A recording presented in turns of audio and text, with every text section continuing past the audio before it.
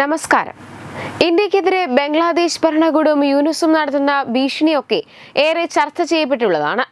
അതിക്രമണങ്ങൾ ഇപ്പോൾ എന്നും ചൂടുള്ള ചർച്ചകൾക്ക് വഴിവെച്ചിരിക്കുന്ന സാഹചര്യം കൂടെയാണ്. ഓരോ ദിവസവും ക്രൂരമായ മർദ്ദനങ്ങളുടെയും ആക്രമണങ്ങളുടെയും വാർത്തകളാണ് ബംഗ്ലാദേശിൽ നിന്ന് പുറത്തു വന്നുകൊണ്ടിരിക്കുന്നത്. ഷെയ്ഖ് ഹസീനയെ അട്ടിമറിച്ച് മുഹമ്മദ് യൂനുസിന്റെ നേതൃത്വത്തിലുള്ള ഇടക്കാല ഭരണകൂടം അധികാരമേറ്റതിനു ശേഷം ഹിന്ദുക്കൾക്ക് നേരെ വ്യാപക ആക്രമണമാണ് ബംഗ്ലാദേശിൽ നടക്കുന്നത്. ഇതിനൊക്കെയിടയിൽ ചൈനയെ കൂട്ടുപിടിച്ചും ഇന്ത്യക്കെതിരെ പദ്ധതികൾ വിഭാവനം ചെയ്യാനും ബംഗ്ലാദേശ് മിടുക്ക് കാണിക്കുന്നുണ്ട്. എന്നാൽ ഇതിനൊക്കെ തിരിച്ചു പണി കൊടുത്തിരിക്കുകയാണ് ഇപ്പോൾ ഭാരതം. ഇരു രാജ്യങ്ങൾക്കുമിടയിലെ ഉഭയകക്ഷി ബന്ധത്തിലെ വിള്ളലിനെ ഊട്ടിയുറപ്പിച്ചുകൊണ്ട് ബംഗ്ലാദേശിന്റെ കയറ്റുമതി ചരക്ക് ട്രാൻസ്ഷിപ്പിന്റെ സൗകര്യം ഇന്ത്യ നിർത്തലാക്കി. ഈ ഒരു വാർത്തയാണ് ഇപ്പോൾ പുറത്തു വരുന്നത്. തന്ത്രപരമായി പ്രധാനപ്പെട്ട വടക്ക് കിഴക്കൻ ഇന്ത്യയുടെ മേഖലയിലേക്ക് ചൈനീസ് സമ്പദ് വ്യവസ്ഥ വ്യാപിപ്പിക്കണമെന്ന കാവൽ സർക്കാരിന്റെ തലവൻ മുഹമ്മദ് യൂനുസ് പറഞ്ഞതിന് പിന്നാലെയാണ് ഇന്ത്യയുടെ വക തിരിച്ചടി ഉണ്ടായിരിക്കുന്നത്. ഇതാണ് ശ്രദ്ധേയമാകുന്നത്. ഇന്ത്യയുടെ തീരുമാനം ബംഗ്ലാദേശിന്റെ വ്യാപാര മേഖലയെ കാര്യമായി തന്നെ ബാധിക്കുമെന്നതും ഉറപ്പാണ്. ഭൂട്ടാൻ, നേപ്പാൾ, മ്യാൻമർ എന്നിവയുമായുള്ള ബംഗ്ലാദേശിന്റെ വ്യാപാരത്തെ ഇന്ത്യയുടെ നടപടി തടസ്സപ്പെടുത്തിയേക്കാമെന്ന് central board of indirect tax and customs കഴിഞ്ഞ ദിവസം പുറപ്പെടുവിച്ച വിജ്ഞാപനത്തിൽ പറയുന്നു.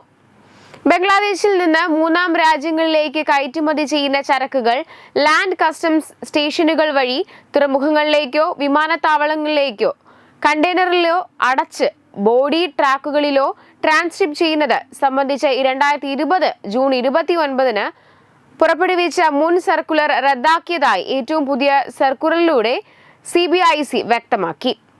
ഭൂട്ടാൻ, നേപ്പാൾ, മ്യാൻമർ തുടങ്ങിയ രാജ്യങ്ങളിലേക്കുള്ള ബംഗ്ലാദേശിന്റെ കയറ്റുമതിക്ക് സുഗമമായ വ്യാപാര പ്രവാഹം സാധ്യമാക്കുന്നതിനായി ഇന്ത്യൻ തുറമുഖങ്ങളിലേക്കും വിമാനത്താവളങ്ങളിലേക്കുമുള്ള വഴിയിൽ ഇന്ത്യൻ ലാൻഡ് കസ്റ്റംസ് സ്റ്റേഷനുകൾ പ്രയോജനപ്പെടുത്തി ബംഗ്ലാദേശിൽ നിന്ന് മൂന്നാം രാജ്യങ്ങളിലേക്ക് കയറ്റുമതി ചരക്ക് ട്രാൻസ്ഷിപ്പ് ചെയ്യാൻ 2020 സർക്കുലർ മുഖേന അനുമതി നൽകിയിരുന്നു.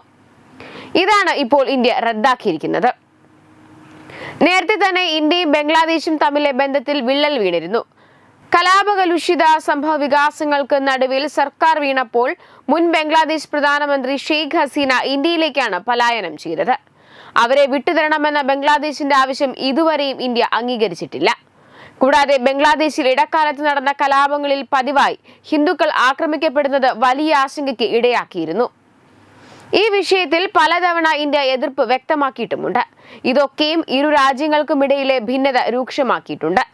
നയതന്ത്ര ബന്ധത്തിൽ ഈ വിള്ളൽ തുടരുന്നതിനിടെയാണ് ഇടക്കാല സർക്കാർ തലവൻ യൂനുസിന്റെ ചൈനീസ് ചായ്വ്.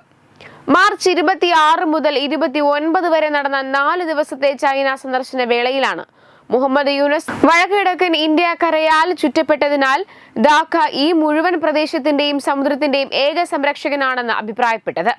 ഇത് ഇന്ത്യയിൽ നിന്നും കടുത്ത എതിർപ്പ് ക്ഷണിച്ചു വരുത്തിയിരുന്നു. ഇതിന് പിന്നാലെയാണ് ഇന്ത്യ ശക്തമായ നടപടികളിലേക്ക് കടക്കുന്നത്. Web desk Tattvamayi news. Branding partner Edubix online executive education. Focus physiotherapy centre Pattom. Unnat engineering Gujarat. തീർത്ഥയാത്ര.com.